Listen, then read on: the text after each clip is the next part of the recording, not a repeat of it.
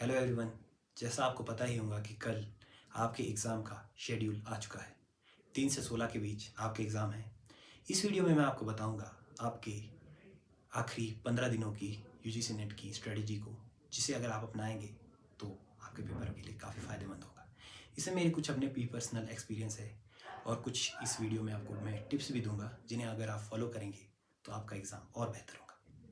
और गलती से भी इस वीडियो को स्किप मत कीजिएगा, क्योंकि इस वीडियो में बताई जा रही हर बात आपके पेपर में बहुत काम आएगी। तो पहला पॉइंट है, don't stress about syllabus coverage. जब एग्ज़ाम के लिए कुछ ही दिन बचे होते हैं तो आपका बचा हुआ सिलेबस जो आपने कवर नहीं किया है आपके लिए सिरदर्द का कारण बन जाता है, जो आप में फेयर और एग्जाइटी पैदा कर देता है। जब मैंने अपना जून का पेपर दिया था, उस वक्त मैंने अपने पेपर 2 का शायद 70 से 75% ही सिलेबस कवर किया था, लेकिन फिर भी मैंने अपने पेपर में लगभग 91 क्वेश्चन सही किए थे 100 में से। इसका रीज़न ये था कि मैंने जो मेरा बचा हुआ सिलेबस था उसे कवर करने की अपेक्षा जो मेरा सिलेबस कवर हो चुका था उसे रिवाइज करने में ज़्यादा फोकस दिया। इसका मतलब ये है कि आपको मेरी यह एडवाइस है कि जो आपका बचा हुआ सिलेबस है उसे आप कवर कीजिए, पर अपना ज़्यादा फोकस रिवीजन पे दीजिए।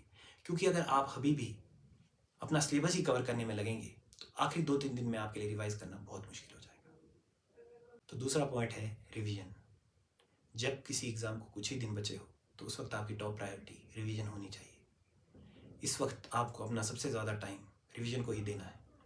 जैसे मैंने अपनी प्रिपरेशन के दौरान नोट्स बनाए थे, तो अगर आपके पास अपने नोट्स है तो आपके लिए सबसे ज़्यादा फ़ायदेमंद रहेंगे।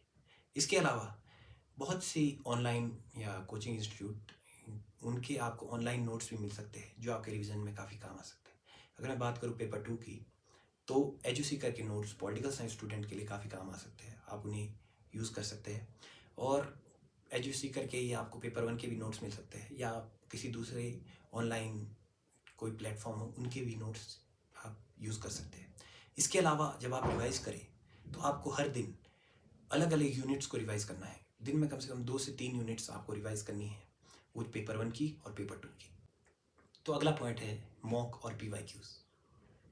अब आपके एग्ज़ाम में सिर्फ 15 दिन ही बचे हैं, तो आपको मॉक्स देना शुरू कर देना चाहिए। आपको हर दिन 1 से 2 मॉक देना ही चाहिए, वो चाहे पेपर 1 का हो या पेपर 2 का हो। मॉक देने के कई फ़ायदे हैं। सबसे पहले तो ये आपको आपकी तैयारी का लेवल बता देंगे। दूसरा, ये आपको ये बता देंगे कि आप पेपर करते वक्त क्या गलती कर रहे हैं। ये आपको बताएंगे कि आपकी टाइम मैनेजमेंट कैसी है, आपका पेपर में एलिमिनेशन मेथड कैसा है। इन सब चीज़ों का आपको मॉक से ही पता चलेगा। इसके लिए आप कर ये सकते हैं कि आप या तो किसी ऐप में सब्सक्रिप्शन ले लें, या फिर आप दूसरा ये कर सकते हैं कि आप पीवाईक्यूज़ डाउनलोड करके साइड में घड़ी को रखकर पूरी सीरियसनेस के साथ आप पेपर दें। मॉक एक और फ़ायदा आपको देगा कि इससे आपका पेपर का जो फेयर है वो ख़त्म हो जाएगा। तो अगला पॉइंट है मैराथन। आखिरी दिनों में मैराथन आपके क्विक रिवीजन के लिए सबसे आसान तरीका माना जाता है। जब आप मैराथन लगाते हैं तो आपको पता चलता है कि आपके नॉलेज में गैप कहाँ कहाँ है। अगर मेरी बात करें तो मैं आपको पेपर 1 और पेपर 2 के लिए अलग अलग टीचर्स बताऊंगा जिनके आपको मैराथन लगाने चाहिए। अगर आप पॉलिटिकल साइंस पेपर 2 की बात करें तो उसमें मैं बात आपको एजुसी का चैनल और प्रद्युम्न सर, इनके मैराथन्स काफ़ी अच्छे हैं। और पेपर 1 में बात करूँ तो मैं आपको रिकमेंड करूँगा अड्डा 24/7 और अदिति मैम JRF अड्डा, इनके मैराथन्स भी काफ़ी अच्छे हैं। तो जो प्लेटफॉर्म आपको अच्छा लगे उसके आप मैराथन लगाइए, ये आपके लिए काफ़ी फ़ायदेमंद होगी। तो अगला पॉइंट है कट द नॉइस। इसका मतलब क्या है? आपके एग्ज़ाम में अब कुछ ही दिन बचे हैं। इस वक्त आपका पूरा फोकस दोस्तों आपकी प्रिपरेशन पर ही होना चाहिए। आपको unnecessary Telegram channel, WhatsApp channel, इन सभी को ब्लॉक कर देना चाहिए।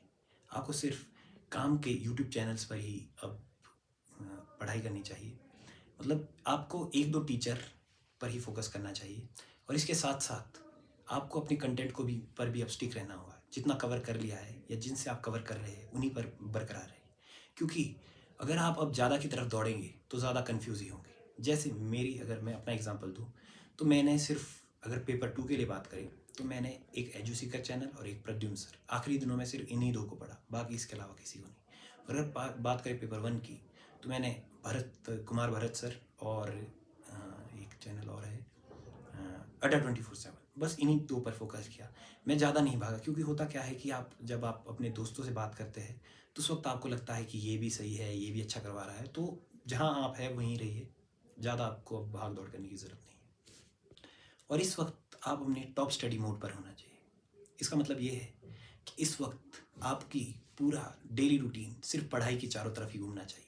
बाकी किसी भी एक्टिविटी को आपको इन 15 दिनों के लिए प्लीज़ बंद कर दीजिए, ताकि आप अपना पूरा फोकस प्रेपरेशन पर दे पाए और आपको बाद में बिल्कुल भी, चाहे आप फेल हो या पास हो, आपको बिल्कुल भी रिग्रेट ना हो। अगला पॉइंट है डीआई और मैथ्स। डीआई और मैथ्स पर आपको खास ध्यान देना चाहिए, क्योंकि इससे लगभग 10 से 11 क्वेश्चन बनते हैं। अगर आपका डीआई अच्छा नहीं है तो आपको इस वक्त लगभग 1 से 2 घंटे डीआई को देने चाहिए। और अगर आपका अच्छा है, जैसे जब मैं भी प्रिपेयर कर रहा था तो मेरा डीआई ठीक था, तो उस वक्त आपको फोकस इस पर करना चाहिए कि जो आपका डीआई करने में जो टाइम लगता है, जैसे मेरे 30 से 35 मिनट लगते थे, उसे कम करने में आपका ज़्यादा फोकस होना चाहिए, ताकि आपका कुछ पेपर में बचे ना। तो अगला पॉइंट है फोकस ऑन रीडिंग कॉम्प्रिहेंशंस। पिछले 3 एग्ज़ाम से 3-3 पैसेज आपके पेपर में आ रहे हैं। आपका पूरा फोकस होना चाहिए कि इन तीनों को करें, क्योंकि ये 30 नंबर की बात है। आपका पूरा फोकस होना चाहिए कि आप इनमें से एक भी ना छोड़ें, क्योंकि ये आपके स्कोर को बहुत ऊपर ले जा सकते हैं। आखिरी पॉइंट है understand your strength and weaknesses. जो भी मैंने आपको ये बातें बताई है, इनसे आपको पता ये करना है कि आपकी स्ट्रेंथ क्या है, आपकी वीकनेसेस क्या है, आपकी स्ट्रॉन्ग यूनिट्स कौन सी है, आपकी वीक यूनिट्स कौन सी है, कौन सी क्वेश्चंस ऐसे हैं जिनके बारे में आपने नहीं पढ़ा फिर भी आपके अच्छे हो रहे हैं, और कौन सी यूनिट्स ऐसी है जिनके बारे में आपने पढ़ा तो काफ़ी है पर फिर भी आपके उतने नंबर नहीं आ रहे, और कौन सी यूनिट्स ऐसी है जिनके बारे में आप पढ़ रहे हैं और उसी हिसाब से आपको रिजल्ट भी मिल रहे हैं।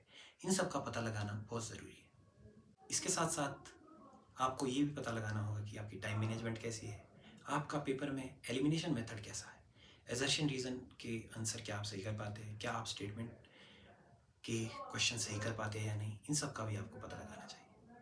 तो अंत में मैं आपसे यही कहूँगा कि कॉम्पिटिटिव एग्ज़ाम्स ज़ीरो सम गेम की तरह है। लोग ये याद नहीं रखेंगे आपकी नॉलेज क्या है, आपने अपनी लर्निंग प्रोसेस में क्या सीखा, लोग बस याद ये रखेंगे कि आपने क्वालिफाई किया या नहीं किया। तो इसलिए आपका ये सबसे इम्पोर्टेंट टाइम चल रहा है, क्योंकि अंत भला तो सब भला। अगर आपने अभी जान मार दी और आपका एग्ज़ाम क्लियर हो गया, तो भले ही लोग भूल जाएंगे कि आपने लाइब्रेरी में आप पढ़ते थे या नहीं। So focus on your study. Take care.